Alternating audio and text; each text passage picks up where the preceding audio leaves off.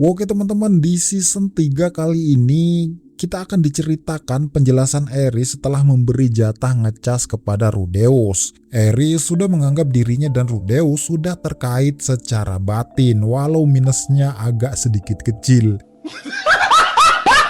Ya, kita masih nggak tahu aja yang kecil itu apa maksudnya. Walau Rudeus ini bertubuh kecil daripada Aerys, akan tetapi Rudeus selalu saja menolong Aerys.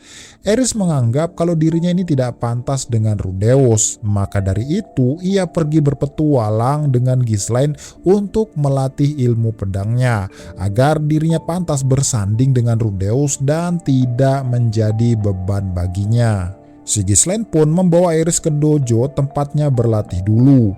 Di sana ia pun bertemu dengan gurunya dan meminta gurunya untuk melatih muridnya itu. Namun dengan ego yang tingginya nggak ketulungan, si Aerys ini berteriak kalau dia tidak punya waktu sama Kroco sepertinya. Mendengar sang guru dilecehkan seperti itu, para murid lain pun emosi. Namun sang guru yang bernama Galvarion yang memiliki julukan Dewa Pedang itu menyuruh muridnya untuk diam. Ia pun bertanya sebenarnya siapakah yang ingin kau tebas. Dengan lantang Aerys menjawab kalau dia akan menebas sang Dewa Naga bernama Orsted. Mendengar hal itu, Galvarion langsung ketawa. Faktanya kalau dibandingkan dengan Orsted, dirinya memanglah keroco. Ternyata Galvarion juga ingin menebas Orsted. Ia pun bertanya ulang kepada Aerys apakah ia serius dengan tekadnya itu. Tentu saja dengan lantang Aerys berkata serius. Si Aerys pun diterima, namun ia harus memperlihatkan skillnya dulu. Akhirnya dipanggillah si Gino, yaitu murid termuda yang ada di sana, untuk latih tanding dengan Aerys. Baru saja diberikan pedang kayu, si Aerys langsung maju dan menebas leher Gino sampai tak sadarkan diri. Tentunya para murid pun terheran-heran melihat kejadian itu. Selanjutnya si Nina lah yang disuruh maju. Nah, si Nina ini ternyata adalah anaknya sendiri. Namun kali ini Galvarion menyuruh Aerys untuk maju saat aba-aba dan tidak diperbolehkan menyerang secara tiba-tiba seperti tadi. Si Nina pun diberikan pedang yang agak berat. Baru saja maju dengan satu ayunan, pedang Aerys ternyata patah. Sempat merasa bangga dengan hal itu, si nenek ini menjadi lengah. Tanpa pikir panjang, si Aerys maju dengan tinjunya dan dengan brutal menghajar Nina.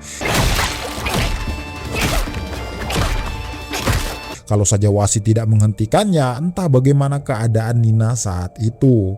Setelah itu, Aerys mengambil pedang Nina dan ternyata pedang itu memang ada besinya, guys. Si Aerys pun berteriak kalau murid-murid di dalam dojo ini semuanya payah. Tak terima dengan hal itu, para murid pun pada emosi.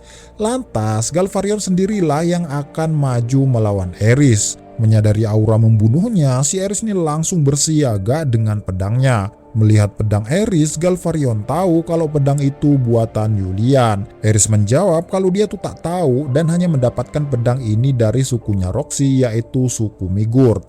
Ia juga mengeluarkan pedangnya dan berkata kalau pedangnya juga buatan Yulian. Sebelum maju, si Aerys sudah mempunyai firasat tidak enak. Saat maju, baru satu tebasan, si Aerys ini langsung terlempar sampai keluar dari dojo. Galvarion pun menyuruh Ghislaine mengobati Aerys. Dan ia berkata kepada semua muridnya kalau ia memberikan Aerys titel pedang suci. Mendengar hal itu, para murid tak terima dengan keputusan tersebut. Karena itu merupakan titel khusus untuk orang yang sudah menguasai pedang panjang cahaya. Galvarion menghunuskan pedangnya dan mengatakan kalau Aerys sudah mengalahkan dua bocah yang menguasai pedang panjang cahaya. Dan itu sudah cukup katanya. Nah, keesokan harinya diajarilah si Aerys oleh Galvarion langsung. Namun ya begitulah, si Aerys ini tidak bisa mengimbangi kemampuan Galvarion.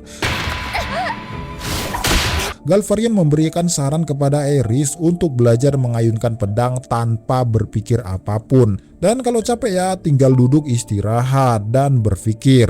Setelah capek berpikir, berdirilah dan ayunkan pedang lagi. Nah, saat jam istirahat, si Aerys ini tetap latihan mengayunkan pedang. Nina pun tak habis pikir mengapa ayahnya mengakui orang tak beradab seperti Aerys. Si Nina masih sempat mengejek Aerys kalau orang seperti Aerys mending main pukul saja ketimbang menggunakan pedang.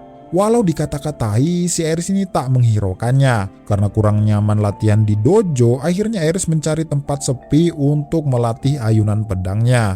Ia mengakui kalau kecepatan ayunannya masih kalah jauh dengan Ghislaine, Ruiger, dewa pedang yaitu Galvarion, apalagi dengan Orsted. Maka dari itu ia harus bertambah kuat. Singkat cerita, musim pun telah berganti dan Aries pun masih berpikir bagaimana cara ayunan dewa pedang kok bisa kuat sekali. Berbagai cara pun telah dicoba. Musim pun terus berganti dan terlihat tangan Aries ini sudah ngapalan saking seringnya mengayunkan pedang. Namun ia tak mau menyerah karena harus bertambah kuat demi melindungi Rudeus. Hari demi hari, bulan demi bulan, musim demi musim pun terus berganti. Si Aries terus-terusan mengayunkan pedangnya dan tidak peduli dengan bau badannya. Entah sudah beberapa tahun si Aries ini mengayunkan pedangnya. Sampai-sampai rambutnya ini menjadi panjang lagi dan bajunya sudah menjadi koyak. Saat sudah lelah, ia sempat berhalusinasi kalau Orsted di hadapannya. Tanpa pikir panjang, ia langsung mengayunkan pedangnya dan menciptakan daya kejut yang sedikit kuat. Namun, Aries merasa kalau kekuatannya itu masih jauh untuk mengalahkan Orsted. Para murid dojo sempat kagum dengan tekad Aries. Pada malam harinya saat Aries pulang dari latihan, ia bertemu dengan seorang di depan gerbang. Aries menyuruhnya untuk minggir karena menghalangi jalannya. Melihat aura membunuh Aries, orang itu pun langsung siaga dengan pedangnya. Orang itu memperkenalkan diri kalau dia tuh adalah Auber si pedang merak. Belum selesai dengan perkenalan dirinya, si Aries ini langsung maju menebas Auber. Namun Auber berhasil menginjak pedang Aries dan menendangnya ke arah yang jauh. Seperti biasa, si Aries ini langsung maju dengan menggunakan tinjunya. Namun karena si Auber ini memang jago, serangan Aries pun berhasil dihalau. Ia pun berhasil menendang Aries sampai terlempar di dekat pedangnya. Aries pun mengambil pedangnya kembali dan bersiap menyerangnya lagi. Namun gerakannya dihentikan oleh Galvarion. Nah ternyata guys, si Auber ini mempunyai julukan Kaisar Utara. Setelah membaca suratnya Galvarion, ia menyadari kalau murid yang dilawannya tadi adalah murid yang diceritakan di dalam suratnya Galvarion. Di dalam surat itu, Galvarion menyebut muridnya itu sebagai anjing gila karena saking brutalnya. Aries pun memasuki kamarnya tanpa membalas sapaan dari Ghislaine dan langsung tidur. Dengan jengkel, Ghislaine mendatangi gurunya dan berkata mengapa ia hanya mengajari Aries cara mengayunkan pedang. Sang guru menjawab kalau ia mengajari cara berlatih pedang dengan benar. Di sana Ghislaine pun masih tak mengerti. Karena Aries ini sudah beberapa tahun ini tak diajari ilmu pedang panjang cahaya. Karena si Ghislaine ini ngotot, Galvarion pun menodongkan pedangnya kepada Ghislaine dengan berkata kalau ia sedikit menyesal mendidik Ghislaine. Galvarion menjelaskan kalau Aries diajari seperti biasa, kelak itu ia akan melampauinya dan hanya sebatas itu.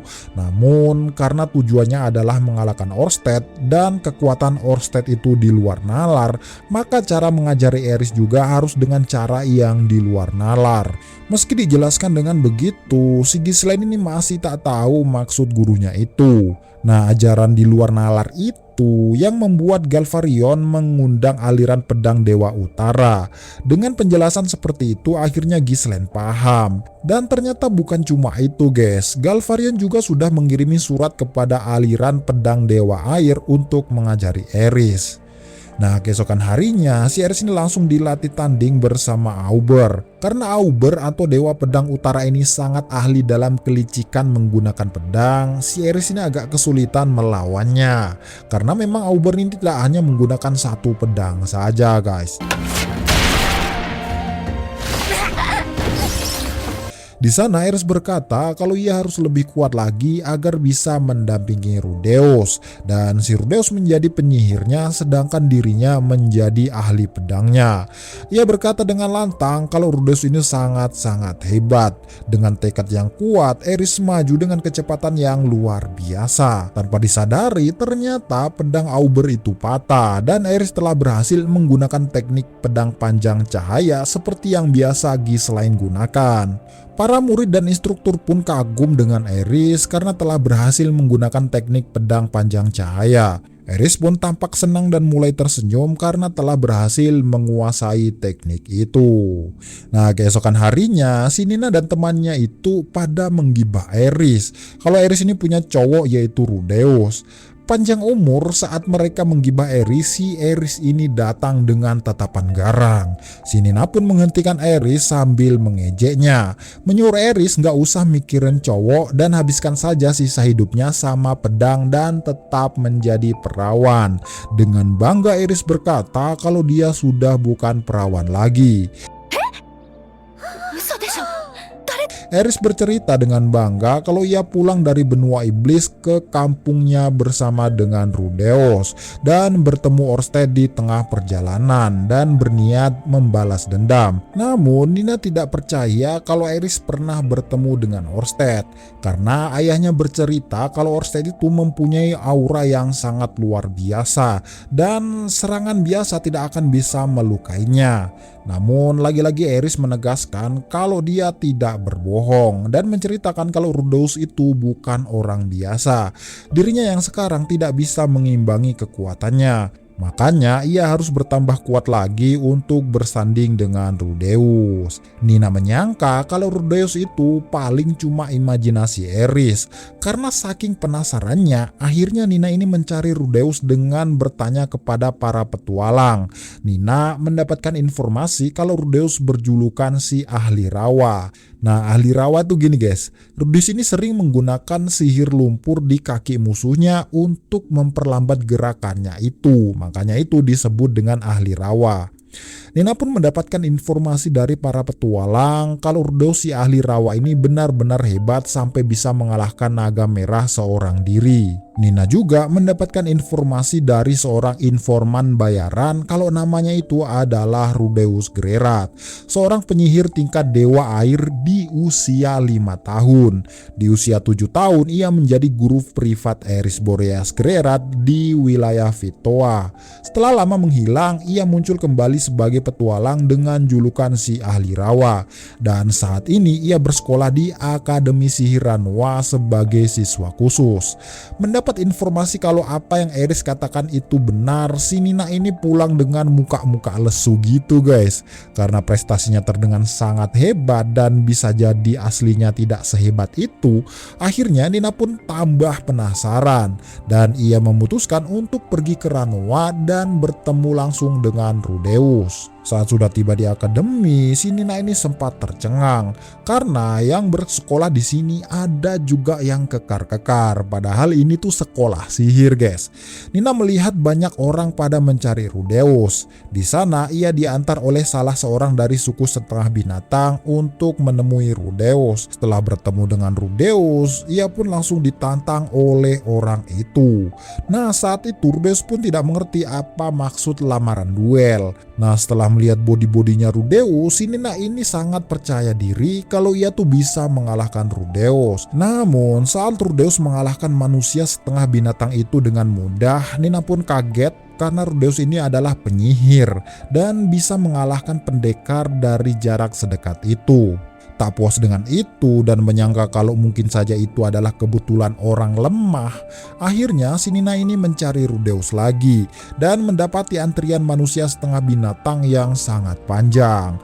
Saat si Nina juga disuruh antri kalau mau melawan Rudeus, tiba-tiba Badigadi sang Raja Iblis datang. Badigadi bertanya ini tuh antrian apa? Saat mengetahui kalau antrian panjang itu adalah antrian duel melawan Rudeus Gererat, Badigadi bertanya bagaimana caranya agar ia yang pertama kali berduel mengalahkan Rudeus.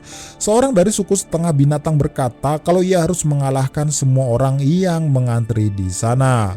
Badigadi pun senang dan mempersilahkan semua orang untuk maju. Semua orang pun maju termasuk Nina.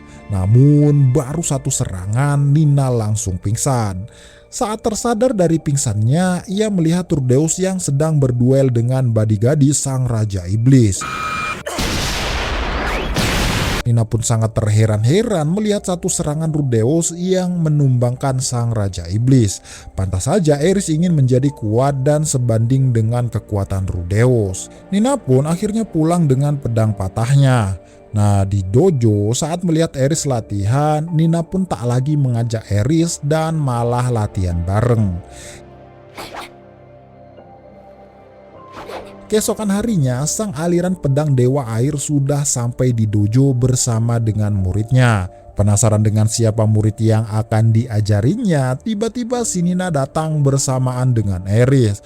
Saat Ares memasuki dojo, sang Dewa Air bersama muridnya ini langsung siaga karena merasakan aura membunuh yang sangat kuat dari Ares. Setelah itu, si Ares ini disuruh duduk dan Galvarion memperkenalkan kalau nenek ini bernama Redalia dan dia adalah pimpinan aliran pedang Dewa Air. Nenek Reda berkata kalau aliran Dewa Air mungkin tidak cocok dengan Ares.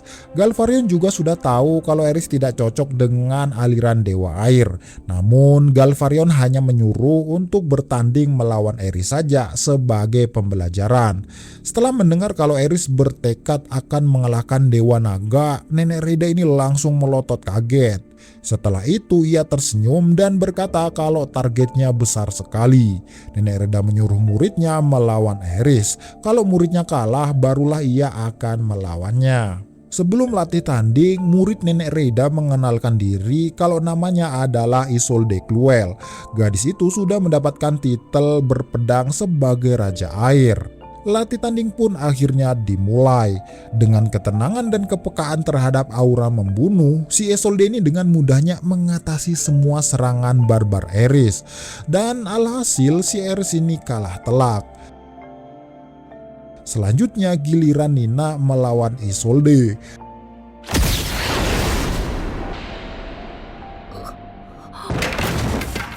Baru saja sekali serang, si Isolde ini langsung tumbang. Karena hasilnya sangat tidak disangka-sangka, akhirnya Nenek Reda dan Galvarion sepakat agar mereka bertiga latihan kelompok untuk saling mengasah ilmu berpedang masing-masing. Setelah latihan pun hasilnya tetap sama. Isolde dengan mudah mengalahkan Ares. Ares dengan mudah mengalahkan Nina, dan Nina dengan mudah mengalahkan Isolde. Ya pokoknya begitu seterusnya.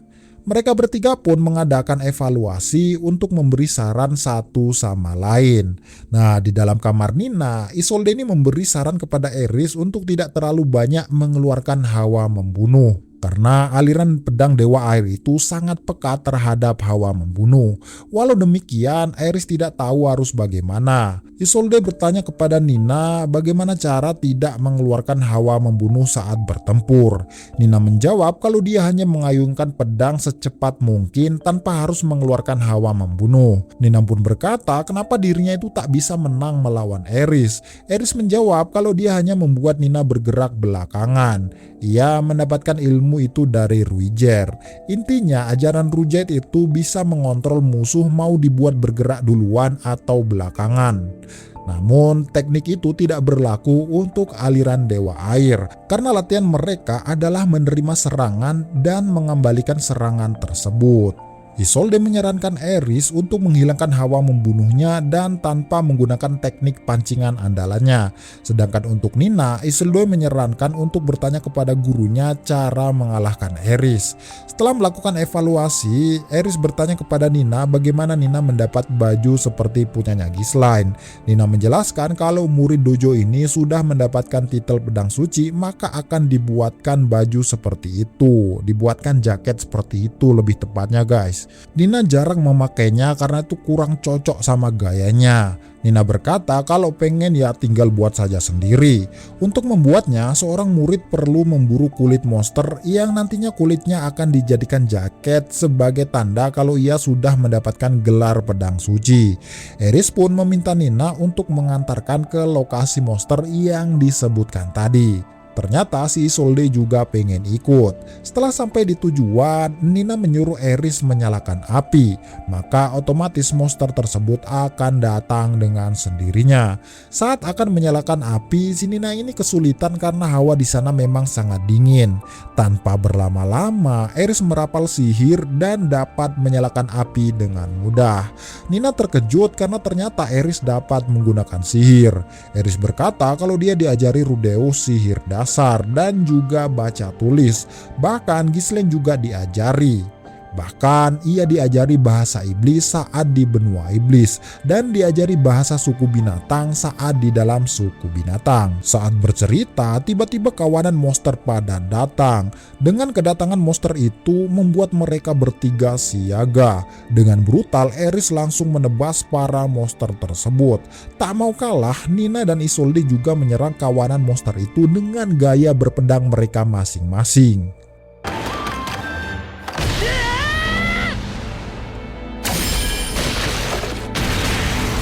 Nah, pada pagi harinya mereka berjalan pulang. Si Isolde sangat senang karena mendapatkan pengalaman baru, yaitu berburu monster, karena sebelumnya itu ia tak pernah berburu monster. Saat hendak beristirahat, Nina menahan Eris dan berkata kalau Eris mau menghilangkan hawa membunuhnya, maka setiap hari ia harus rajin mandi, cuci badan, makan yang benar, tidur di kasur yang hangat sambil memikirkan cowok yang Eris suka. Nah, keesokan harinya latih tanding pun dilakukan. Terlihat kalau si Eris ini sudah bersih, bajunya sudah diganti dan tidak bau setan. Sebelum menyerang, si Eris ini tersenyum hingga membuat Isolde heran. Namun belum sempat bereaksi, Eris ini sudah ada di hadapannya dengan serangan tajamnya. Dan akhirnya Eris berhasil mengalahkan Isolde. Eris pun tampak senang dengan pencapaiannya itu. Di luar ruangan latihan ternyata sudah ada para master yang bangga atas pencapaian mereka bertiga. Dan setelah itu Eris ini terlihat makin akrab dengan teman-temannya.